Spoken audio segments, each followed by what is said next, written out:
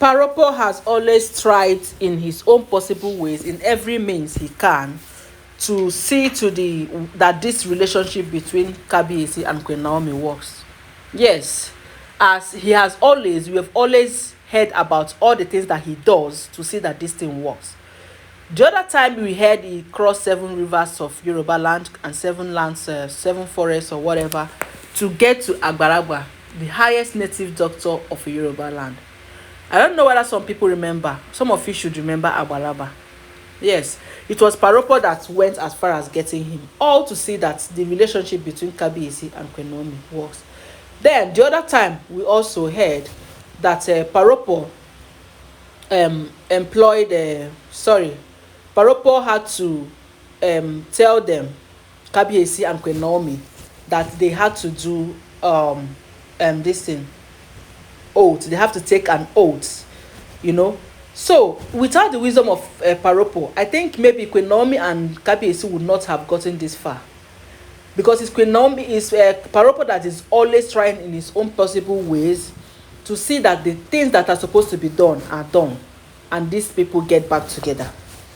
So this time around, we've heard that Paropo has gone as far as calling the Ifa wives to tell them what they need to do, what they need to know, even what some of us here have not heard before. My people, that is what Paropo called them for. You know, Paropo is alleged to summon the Ifa wives or the wives of Kabiyesi to sit them down to have a face-to-face, father-to-daughter dialogue. You know, Paropo has always wanted this so that he can explain. Maybe these women do not understand the actual thing inside this relationship.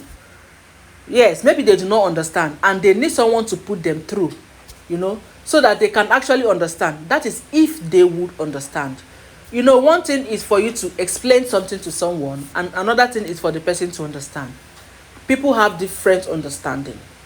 You might get two people and try to explain something to this one, to this, both of them, the same thing you are explaining to them. Their reactions will be different because both of them do not have one common understanding.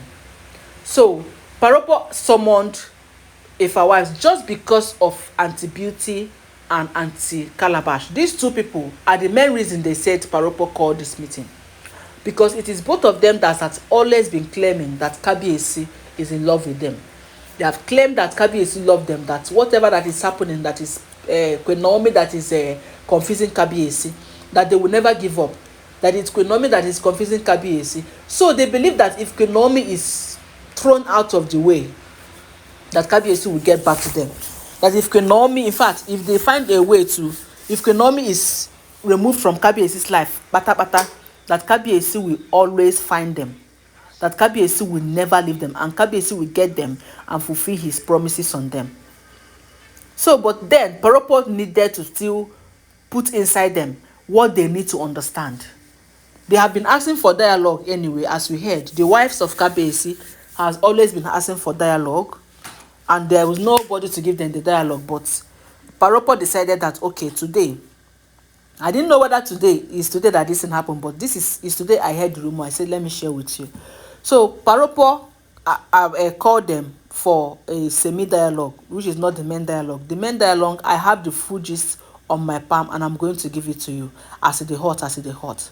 So this one now is a semi-dialogue that Kabiyesi's father brought to the table for them to dialogue it and iron it out. My people, welcome back to my channel. It is your girl, Life Gist Plus. I am here again with another hot and spicy news from the palace of Kabiyesi. Please subscribe to this channel if you have not subscribed. And to my returning subscribers, I appreciate you so much. Thank you. Now, Paropo summoned them and started telling them how in the former life, in fact, that ever since Kabiyesi has been born, this thing I'm about to say now, a lot of us do not know it. A lot of us, even me, I'm just saying it for the first time. That Kabiyesi came from the same planet with Queen Naomi. Yes, he told them that Kabiyesi can never have more than one queen. You understand? That even the reason why Dr. Lizzie is there is because everybody knows that because Queen Naomi allowed that she's just like an assistant, let's say a helper, but it's only one queen. In the spiritual realm is recorded that in the planet that Kabiyesi came from, Queen Naomi and Kabiyesi came, and there was a prophecy ever since Kabiyesi was small that him, that is Paropo, has been going all the waka where they suppose waka for Kabiyesi. So Kabiyesi from small, even though Kabiyesi father is a traditionalist, they say from small it was prophesied to him that unusual thing is going to happen in the life of Kabiyesi. Yes, that this guy is this child is a great child. An unusual thing is going to happen, something that has not happened before, something that will be very hard for people to understand, something that people will be asking, how did it happen? How did Kabiyesi get such a woman? And that woman is going, in fact, her heart is going to be pierced, that woman will see Shegebanza in the hands of Kabiyesi. That it has been prophesied. And so that is, he now told them that he's not even surprised about all these things that are happening, because he knew that it's going to happen. They told him it was going to happen right from when Kabiyesi was small, and Kabiyesi prepared for it. As he was growing, he was nurturing it, that the woman Kabiyesi loves will see Shegebanza in the hands of other women. And even though it was not explained how it's going to happen, because him, that is Kabiyesi's father, has been asking, how is it going? How is it happening? How will it happen? How? But nobody was able to explain it to him. That now that all these things are happening, that is why it seems he's not too harsh on him, on them, and it seems Kabiyesi is not too harsh on the queens, on the wives, if I call them queens. We heard that not the queens, it's only one queen that we have, right? So started explaining to them that there is no how you can love two people, that Kabiyesi his son in the spiritual realm cannot love two people. It's only one person. That is why sometimes when some people, maybe people you love, you do not end up with them, you will still keep loving them. You will never hate them, no matter what. Though the love cannot be no more romantic or emotional, but it will still be there. Each time you remember them, you just remember the memories you had, and you smile. Even though you might end up trying to love another person, of which you need to do that.